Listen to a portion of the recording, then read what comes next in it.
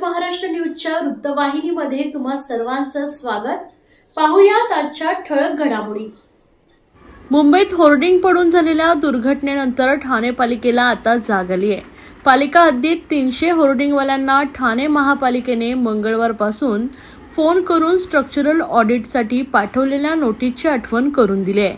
परंतु structural audit हे संबंधित होर्डिंग्सवाल्यांकडून केले जात असून त्याबाबतची कोणतीही शहानिशा पालिकेकडून केली जात नाही। पालिका हद्दीत आजच्या घडीला ठरवून दिलेल्या परवानगीपेक्षा जास्त आकारमानाचे तब्बल 20 होर्डिंग असल्याची बाबही पुढे आली आहे। त्यांनाही नोटीस बजावण्यात येणार असल्याची माहिती पालिकेने दिली आहे। शहरात आजच्या घडीला सुमारे 300च्या आसपास होर्डिंग्स आहेत। या सर्वांना 24 एप्रिल रोजी जाहिरात विभागाने पत्र पाठवून स्ट्रक्चरल ऑडिट करण्यास सांगितले असून त्याचा अहवाल तत्काळ पालिकेत सादर करण्यास सांगितले आहे। परंतु एकानेही अहवाल सादर केलेला नाही। मुंबईत झालेल्या घटनेनंतर मंगळवारपासून फोन करून पुढील 8 दिवसात ऑडिट रिपोर्ट सादर करण्याचं फरमान काढलंय। या संदर्भात बुधवारी जाहिरातदारांची बैठक बोलावली असून सर्वांकडून पुन्हा नव्याने स्ट्रक्चरल ऑडिट करून घेतले जाणार आहे। तसेच मधल्या काळात इतर ज्या काही तक्रारी आल्या असतील त्यांचा निपटाराही केला जाणार असल्याची माहिती ठाणे महानगरपालिकेचे अतिरिक्त आयुक्त प्रशांत रोडे यांनी दिली आहे। मीरा भाईंदर येथे उपमुख्यमंत्री व महायुतीचे प्रमुख नेते देवेंद्र फडणवीस प्रमुख उपस्थितीत ठाणे लोकसभा निवडणुकीच्या पार्श्वभूमीवर प्रचार सभा पार संपन्न झाला। या प्रचार सभेत वंदनीय हिंदू हृदय सम्राट बाळासाहेब ठाकरेंच्या व धर्मवीर आनंद दिघे साहेबांच्या हिंदुत्वाचा वसा घेऊन स्थापन झालेल्या महायुतीच्या उमेदवाराला भरघोस मतांनी विजयी करण्याचं आवाहन यावेळी उपस्थितांना केलं आहे। या प्रचार सभेला सर्व पदाधिकारी कार्यकर्त्यांबरोबर महायुती सरकारवर ठाम विश्वास असणाऱ्या नागरिकांनी तुडुंब गर्दी केली होती। या गर्दीने महायुती सरकारवर असणारा विश्वास अधोरेखित करून विकासाचा धनुष्यबाण आमच्या हातात सोपवण्याचा ठाम निर्धार केला आहे। यावेळी व्यासपीठावर अभिनेत्री रुपाली गांगुली, खासदार प्रतापरावजी पाटील चिखलीकर, पीपल्स रिपब्लिकन पक्षाचे अध्यक्ष जोगेंद्र कवाडे, आमदार गीता जैन, माजी आमदार रवींद्र फाटक, आमदार प्रताप सरनाईक, युवासेना कार्याध्यक्ष पूर्वेश सरनाईक, रवी व्यास, किशोर शर्मा, हसमुख गेहलोत, डोंगरे, राजू भोईर, विक्रम प्रताप सिंह, सचिन मांजरेकर, निशा नार्वेकर, अरुण कदम, आसिफ शेख, संतोष पेंडुरकर, देवेंद्र शेलेकर, संदीप राणे, पूजा आमगावकर, अनिता पाटील असे महायुतीचे अनेक पदाधिकारी व लोकप्रतिनिधी नागरिक मोठ्या संख्येने उपस्थित होते। ठाणे पालिकेच्या वतीने दरवर्षी कुष्ठरोग्यांना प्रत्येकी 24,000 रुपये एवढा निधी औषधोपचारासाठी दिला जातो। पालिकेच्या रेकॉर्डवर 715 एवढे लाभार्थी दाखवण्यात आले आहेत, पण प्रत्यक्षात फक्त 100 ते 150 एवढेच खरे कुष्ठरोगी असून उर्वरित लाभार्थी बोगस असल्याचा पर्दाफाश आरटीआय कार्यकर्ते अजय जया यांनी केला आहे। विशेष म्हणजे यातील बहुतांश लाभार्थी हे कोपरीतील गांधीनगर या परिसरातील आहेत। तेथे पूर्वी कुष्ठरोगांची वसाहत होती, मात्र गेल्या काही वर्षात त्यांची संख्या कमी झाली आहे। तरीही वर्षानुवर्षे ठाणे महापालिका प्रत्येकी 24,000 रुपये लाभार्थ्यांना देते। कुष्ठरोग्यांची संख्या कमी असताना कोणतीही पडताळणी न करता बोगस लाभार्थ्यांवर कोट्यवधी रुपयांची खैरात का केली जाते असा सवाल अजय जया यांनी उपस्थित केला आहे। गांधीनगर भागात 100 ते 150 खरे कुष्ठरोगी असताना उर्वरित लाभार्थ्यांनी निधी लाटण्यासाठी नरेश मस्के यांच्या सांगण्यावरून बोगस प्रमाणपत्रे मिळवली असल्याचा आरोपही त्यांनी केला आहे। नौपाडा कोपरी प्रभाग समितीमधील पालिकेचे अधिकारी अकबर शेख हे मस्के यांच्या सूचनेनुसार संबंधितांना निधीसाठी अर्जाचं वाटप करतात। नंतर सिव्हिल हॉस्पिटलमध्ये एलेक्स फर्नांडिस ही व्यक्ती बोगस प्रमाणपत्र बनवून देते, त्यासाठी पैसेही घेतले जातात असा आरोप अजय जया यांनी केला आहे।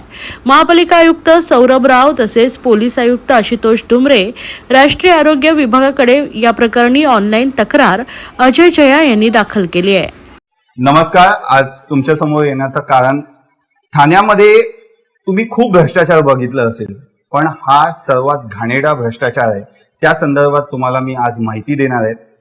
तुम्हाला मी थोडक्यात सांगतो की महानगरपालिका वेगवेगळ्या मदतीसाठी आहे ना प्रोग्राम्स राबवत असते। त्याच याच्यामध्ये जे कुष्ठरोगी आहे त्यांच्यासाठी कुष्ठरोग निधी अंतर्गत त्यांना दरवर्षी 25,000 रुपये दिले जातात, ज्यांना कुष्ठरोग आहे किंवा त्यांनी ट्रीटमेंट घेतलेली आहे। तर कित्येक वर्षापासून ते निधी चालू आहे महानगरपालिकेतून.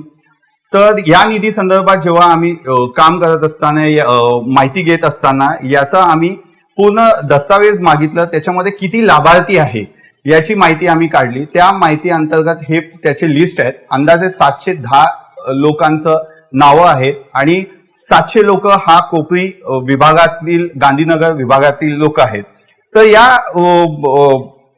तपशील बघितल्यानंतर त्याच्यावरती आम्ही काम करत असताना आम्हाला हे लक्षात आलं की याच्यामध्ये 100 ते 150 लोक फक्त जेन्युअनली ज्यांना लेप्रेसी झालेला आहे, कुष्ठरोग झालेला आहे, बाकी लोकांचं फेक डॉक्युमेंट बनवून हे पैसे उकळण्यात आले आहेत. महानगरपालिकेला फसवणूक करून ते पैसे त्यांच्या अकाउंटमध्ये आलेले आहेत. याच्यात मेन सूत्रधार म्हणजे ठाण्यातली माजी महापौर नरेश मस्के आहेत, असं माझा थेट आरोप आहे. कारण असं आहे, हे पूर्ण जे आहेत लोक ते गांधीनगर विभागातील त्यांचे वॉर्डचे लोक आहेत.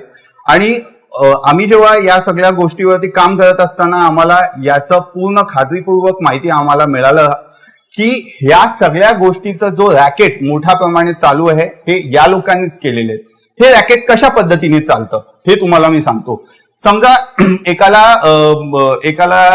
त्यांच्या कार्यकर्ते असतील किंवा त्यांचे जे चटरपटर असतील तर त्यांना हे फायदा देण्यासाठी हे काय करतात, अकबर शेख म्हणून कोपरीमध्ये एक अधिकारी आहे, त्या अधिकारीला हे मेसेज पोहोचवतात. तेव्हाच त्यांना हे फॉर्म दिले जातात. कुष्ठरोगांना मोबदला जे लाभ देण्याचा जो फॉर्म असतो ते त्यांना दिले जातात.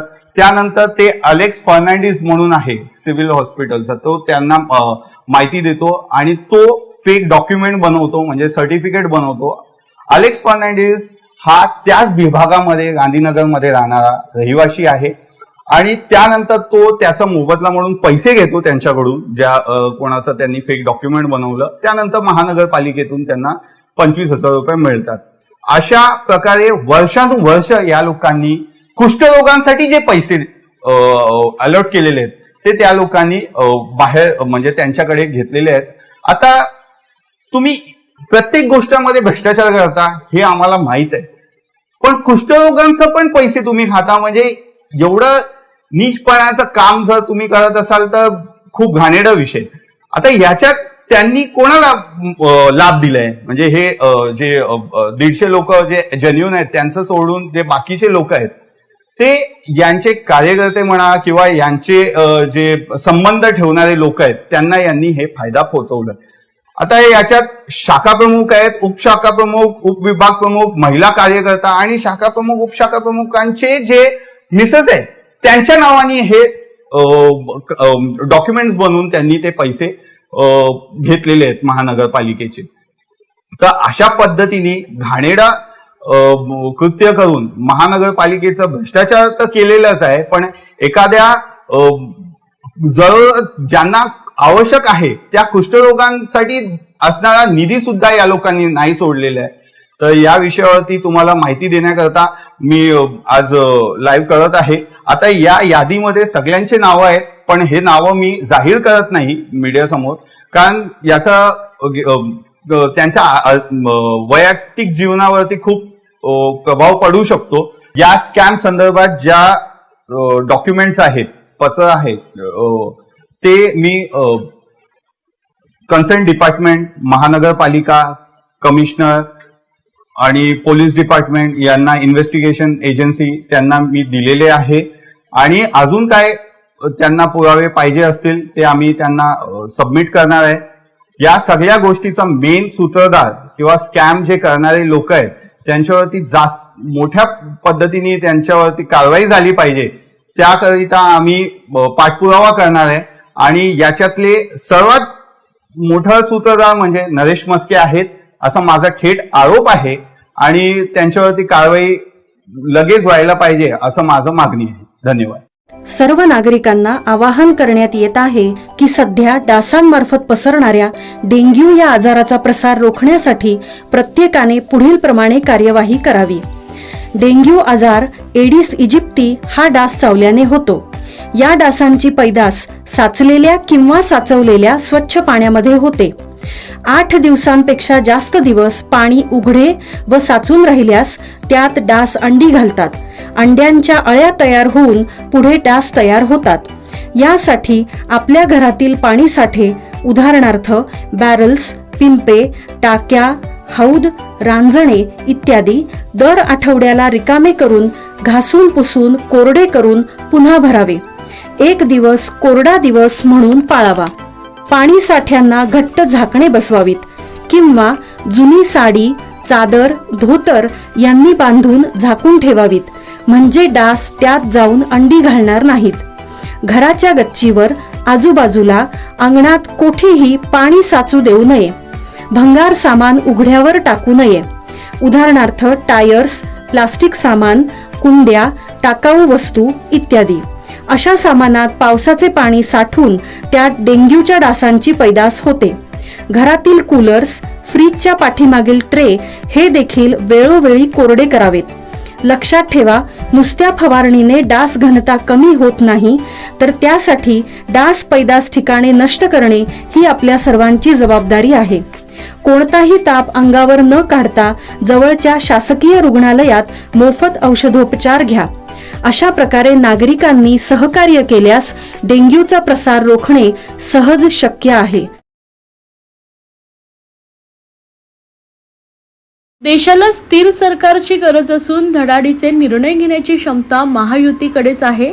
त्यामुळे आगरी भूमिपुत्रांच्या समस्या सोडवण्यासाठी या लोकसभा निवडणुकीत भाजपा, शिवसेना, राष्ट्रवादी काँग्रेस, रिपाई महायुतीला बिनशर्त पाठिंबा देण्याची घोषणा आगरी सेनेचे प्रमुख राजाराम साळवी यांच्या मार्गदर्शनाखाली सरचिटणीस मेघनाथ पाटील यांनी मंगळवारी ठाण्यात आयोजित पत्रकार परिषदेत केली आहे. यावेळी आमदार संजय केळकर उपस्थित होते. ठाणे, मुंबई, रायगड, पालघर, नाशिक या आदी जिल्ह्यांमध्ये आगरी समाज मोठ्या प्रमाणावर आहे. या पार्श्वभूमीवर आगरी समाजाच्या विविध संघटना कार्यरत आहेत.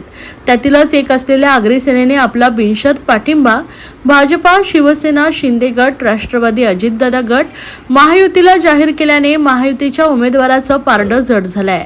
देशाला स्थिर सरकारची गरज असून धडाडीचे निर्णय घेण्याची क्षमता महायुतीकडेच आहे. त्यामुळे आगरी भूमिपुत्रांच्या समस्या सोडवण्यासाठी महायुतीला पाठिंबा देत असल्याचं पत्रकार परिषदेत उपस्थित असलेल्या आगरी सेनेच्या नेत्यांनी सांगितलंय. दरम्यान आमदार केळकर यांनी नरेंद्र मोदी यांना पुन्हा एकदा पंतप्रधान करण्यासाठी जनमानसातील सर्व वर्गाचा पाठिंबा मिळत असताना आता भूमिपुत्रांची संघटना असलेल्या आगरी सेनेचाही पाठिंबा लाभल्याने महायुतीची ताकद कैकपटीने वाढली असल्याचं सांगितलंय.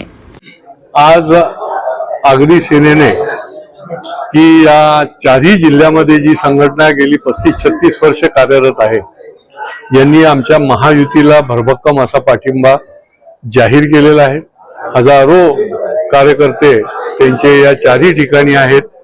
मग ठाणे, पालघर, कल्याण, भिवंडी, नाशिक या ठिकाणी महायुतीचे उमेदवार उभे आहेत आणि मुंबईला देखील महायुतीचे उमेदवार उभे आहेत, की ज्या ठिकाणी कार्यरत अशी संघटना आगरी सेना आहे.